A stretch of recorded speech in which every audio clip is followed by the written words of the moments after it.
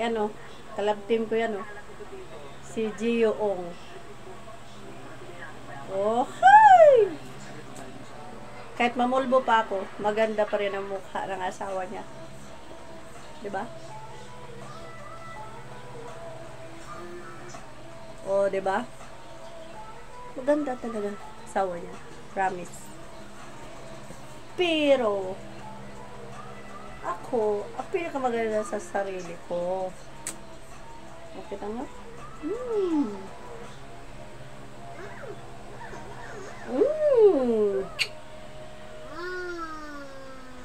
Bagaan natin ang mukha natin kay.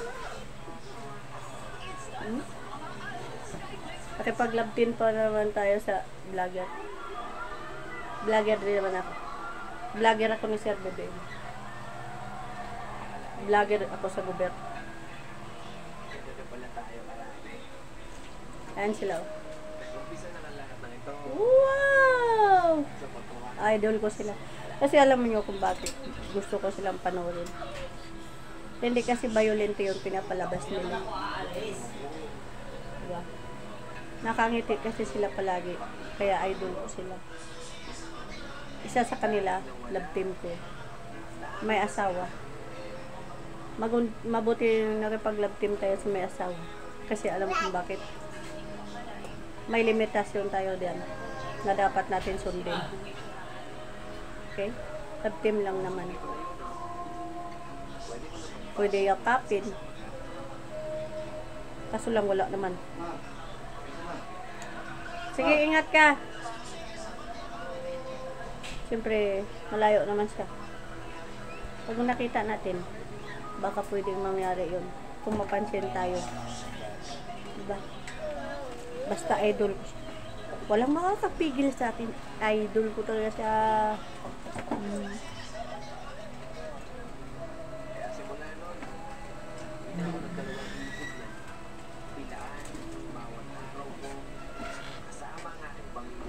Ayan, mayong buntag sa atong lahat.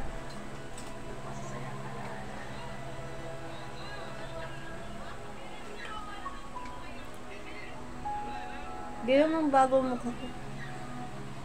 Pag irito ko yan, mukha ko pa rin yan. Ba? Ganun lang. Hindi ko aalisin yung mukha ko talaga. Pero maswerte ako sa lahat ng mga babae, sa lahat ng bansa sa buong mundo. Dahil ako yung pinagkatuwaan na pagkatiwalaan sa mga tungkulin sa gobyerno. O diba? It's not a joke, that's the truth. Okay? Kaya, hindi ako nahihiya.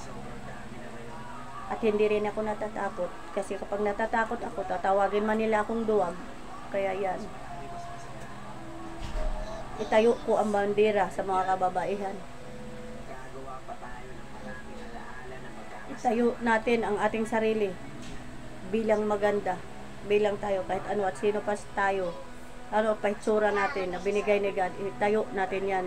Huwag natin ikahiya dahil yan ang binigay ni God, matuwa tayo. Okay? Huwag natin itong kaingitan ang kapwa natin na magaganda, huwag natin ikumpara sa kanila. Dahil maganda tayo, dahil masarili tayong mukha. Okay? Ang bawat tayo may kanya-kanyang tsura. Pero wag natin ikahiya ang ating sarili. Dahil yan ang ating panglabas na anyo na ilabas sa araw-araw. Dala-dala na natin yan. Okay? I love you sa ating lahat. Merry Christmas.